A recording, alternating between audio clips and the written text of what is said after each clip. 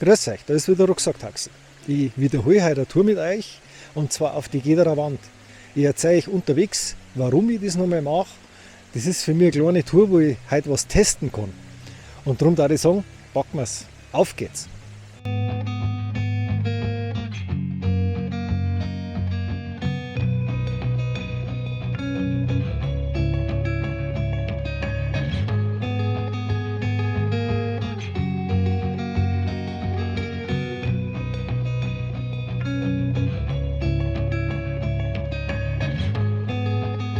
Ich habe ja angekündigt, dass ich an meiner Kraxen nur mal was verändern werde. Ich möchte es leichter machen. Dabei ist mir aber eine Idee gekommen, wie ich die Aufnahmen in so Kletterpassagen, da wo man einfach die Hände einmal braucht, wie ich die noch besser aufnehmen kann. Und zwar gar nicht mit einer von den teuren, guten Actioncams, die ich jetzt habe. Die sind wirklich super, ich bin mit denen alle zufrieden. Aber wenn man so Kletteraufnahmen hat, dann sind die durchs Weitwinkel oft sehr verzerrt. Und das stört mich. Ich glaube, da bin ich ja nicht der Einzige.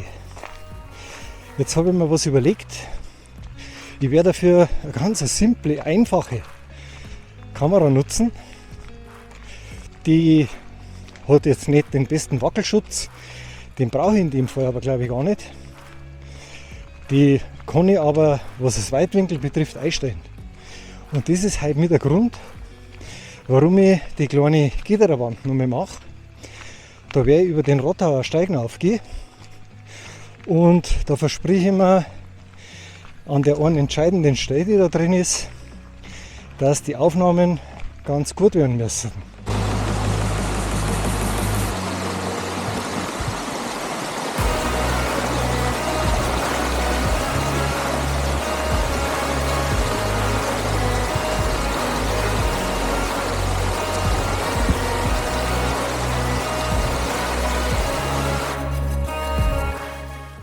Wir kommen schon wieder auf die Straße raus, kurz bevor es links zur Weißen Alm weitergeht. Wenn man da links geht, kommt man zum Rottauer Steig und eben zur Weißen Alm. Ich gehe aber gerade weiter und gehe weiter oben links. Da muss ich nicht auf der Straße überlaufen, sondern es ist ein Steig.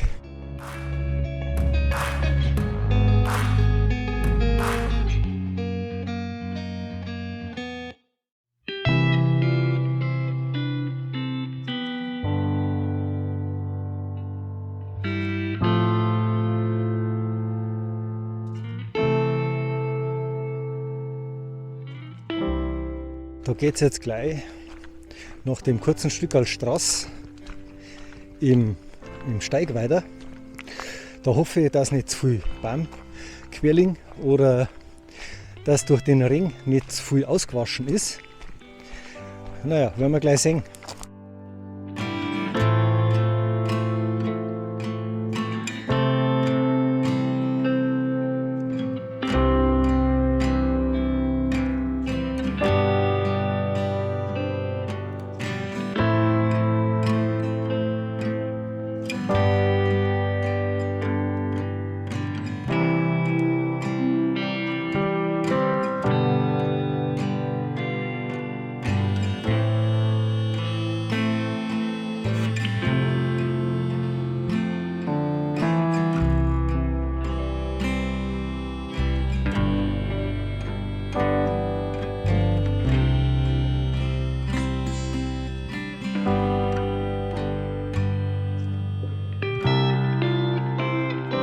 Da müssen wir uns aber tendenziell jetzt, sage ich mal, immer rechts halten. Links gibt es so einen Aussichtspunkt der Vergangenheit, sage ich mal. Der ist nämlich gescheit zugewachsen. Da sieht man vor lauter Baum einen Wald nicht mehr. Das ist kein so richtig offizieller Weg darauf, aber natürlich wird er von vielen Einheimischen gegangen, die den schon aus Kindheitstagen kennen und auch der Tourismus um Aschau rum findet solche Wege natürlich und nutzt die auch. Darum ist er wirklich gut zum Sehen und auch relativ schön zum Nachgehen. Der Waldboden ist halt bis auf ein paar kleine Pfützen ziemlich trocken und sehr gut zum Gehen.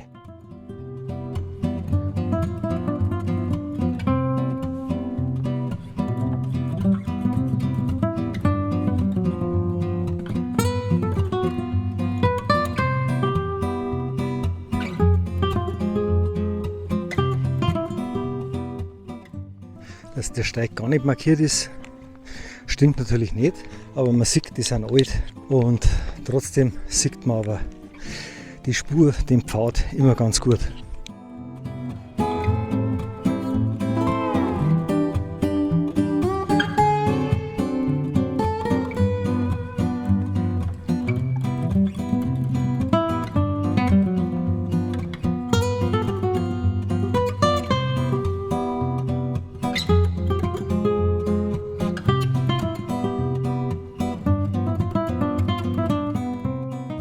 Wir kommen schon raus auf das freie Schotterfeld, sage ich mal, unterm Zwölferturm. Da werden wir heute aber nicht aufsehen. Ich schaue mal, ob ich eine Drohnenaufnahme finde, die ich noch mal verwenden kann.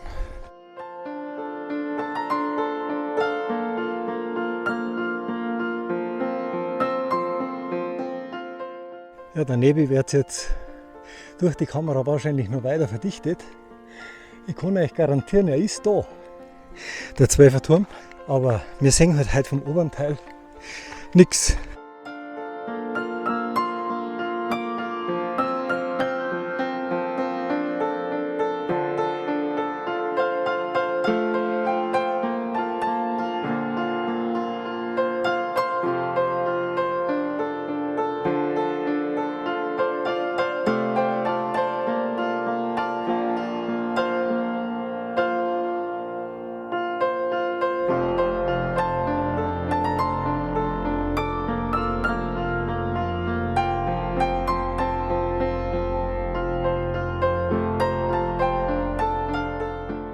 Da sind also auch, da sieht man auch ein paar Klettertouren Bord. Und vorher, wo ich gesagt habe, wir müssen rechts bleiben, schaut es eben links auch so aus, dass immer wieder Routen eingebaut sind von den Kletterern.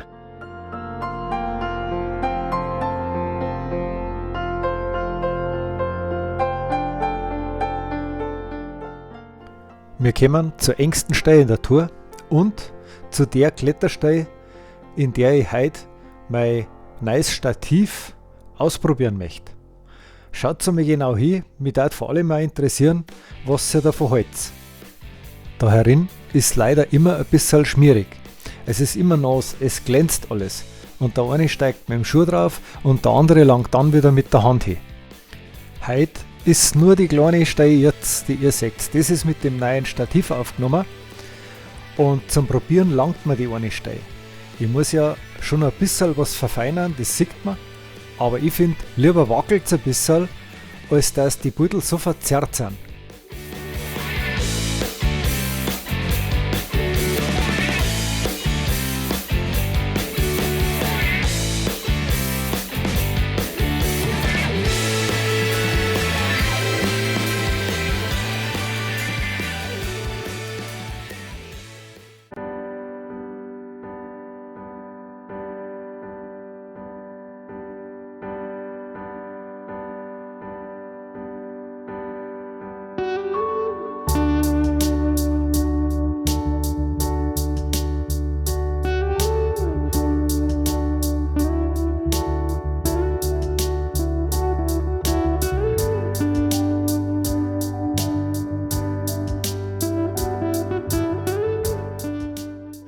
Wir kommen raus, ein Rosssattel. Oder ich sage ja immer Gederer-Sattel dazu. Der nächste Punkt, wenn man weitergeht Richtung Kampenwand, das ist dann der Sultensattel. Weil man da rechts unterhalb vom Sulten vorbeigeht.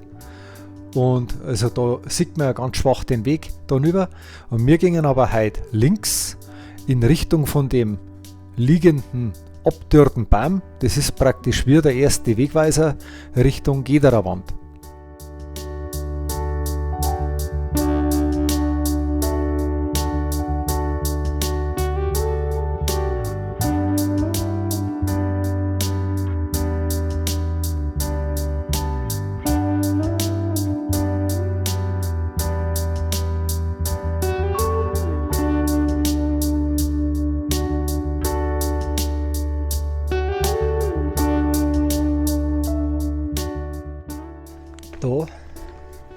Hat auch noch mal 2 Dosen Farbe gekauft. Super. Alles ganz frisch und neu markiert. So eine Arbeit, die meistens ehrenamtlich gemacht wird, kann man sich nur mal bedanken an der Stelle, dass da Leute ihrer Freizeit opfern und mit Pinsel und Farbe die Wege markieren. Vor allem auch jetzt wirklich, wenn ich da reingehe, muss ich sagen, kaum ist eine vorbei, sieht man schon die nächste.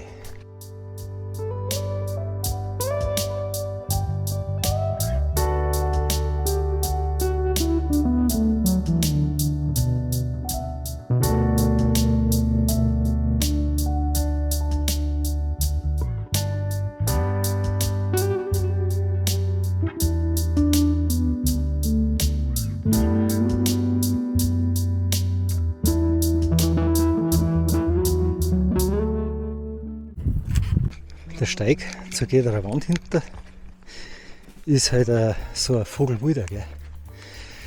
Mit viel Wurzeln, viel Stor, kurz aufsteigen, kurz runtersteigen. Nicht einfach gerade weitergehen, weil es links geht. Schaut aber nur so aus. Geht rechts leicht bergab. Da gibt es so 100 kleine Pfade da herin und man kann sich schon ein bisschen verfransen. Ich möchte jetzt nicht sagen, dass das da gleich riesig gefährlich ist, aber die Gederer Wand ist natürlich nicht so, jetzt sage ich mir auch von der Bergwacht betreut, wie die Kampenwand drüben.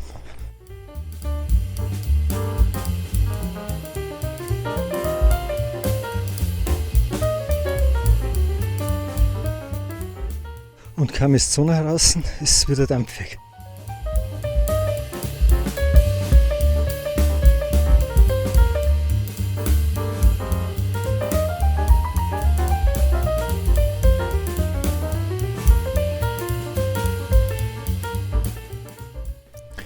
Wir kommen zu einer Stelle, die darf man nicht ganz unterschätzen. Da geht es schon ein bisschen steil runter, es ist oft ein bisschen loser Schotter und beim Runtergehen kann man leicht mit dem Rucksack hinten ein bisschen hängen bleiben. Man muss wirklich schauen, wo man hinsteigt und dass man nicht wegrutscht oder dass man nicht stolpert. Es ist noch gar nicht so lange her, da ist zwar eine, ich glaube fast 90-jährige Frau da abgestürzt, ich weiß nicht, ob es genau die Stelle war, aber es war naheliegend, weil wenn man da stolpert, dann kann man schon seitlich rechts runterfallen.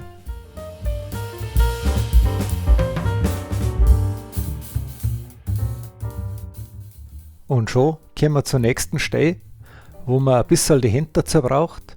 Allerdings muss man auch fairnesshalber sagen, wenn man davor unten leicht links geht, da werden sie manche ein bisschen leichter. Ich gehe immer da oben drüber, weil ich habe keine Höhenangst. Man muss da wirklich ganz knapp über so ein Loch drüber steigen und da kann halt nicht jeder so runterschauen.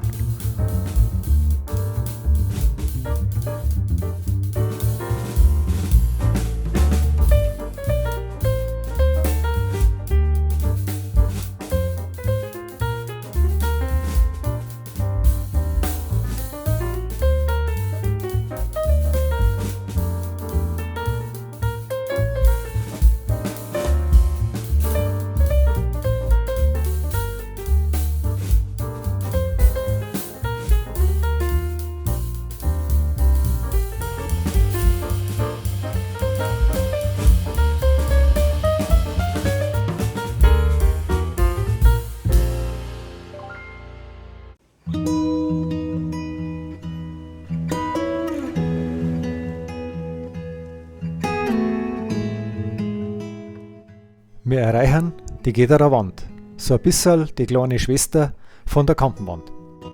Ich wollte euch ja noch erzählen, warum ich heute darauf gegangen bin. Ich war heute schon fast in Feilenbach, weil ich auf den Breitenstorge wollte, und zwar die letzte Möglichkeit von Feilenbach aus. Dabei habe ich meine Stative vergessen, ganz toll. Und ohne die geht natürlich nichts. Ich habe gestern wieder an meiner Kraxen umeinander gebaut. Praktisch 2 neue Seitenteile, die jetzt noch nicht dran sind. Die werden jetzt noch ein bisschen leichter gemacht. Und jetzt sind wir so weit, dass sie ein paar Verzierungen kriegen. Es soll ja irgendwann einmal schön ausschauen. Und deswegen bin ich dann wieder heimgefahren und habe gesehen, nein, so weit brauche ich nicht mehr fahren. Dann mache ich das habe ich nämlich auch schon vorgehabt.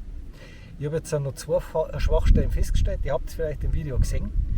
Das Stativ muss noch ein kleines bisschen her über den Kopf, vielleicht noch 5 cm, das macht schon viel aus. Und ich bin jetzt selber schon gespannt, wie die Aufnahmen daheim rüberkommen, ob ich das in Zukunft an so Kletterpassagen öfter mehr einsetze.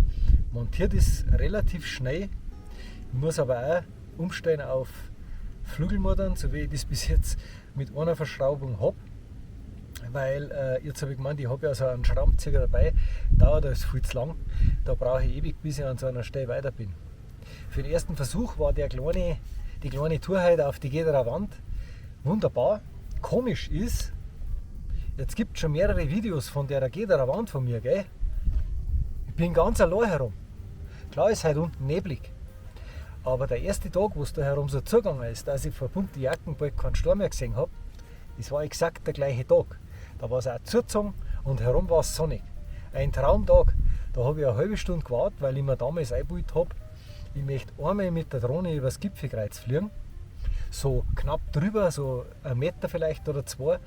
Da habe ich extra warten müssen, bis die Leute weg sind. Heute sind wir jetzt gerade 5 sind wir insgesamt entgegengekommen. Lächerlich. Oft aufgezeichnete Tour. Und da gibt es so Schwätzer wie den Bauern neulich, oder was er immer war, ich gehe davon aus, er war der Bauer nicht von der Alm, sondern eins dahinter vermutlich. Für die ist üble Nachrede scheinbar ein Kavaliersdelikt, weil dass der meinen Ruf schädigt oder solche Leute, ich werde mir es wahrscheinlich nimmer lang anschauen. Dann muss man was dagegen unternehmen. Möglichkeiten gibt es immer. Ich verabschiede mich wieder und sage danke fürs Zuschauen. Vergesst bitte nicht, den Kanal zu abonnieren und viel Spaß beim Nachwandern. Schaut euch einmal die Liste Touren von Rucksacktaxi an. Sie ist sortierbar, filterbar. Ihr könnt euch besser informieren als wir nur in einer Wander-App.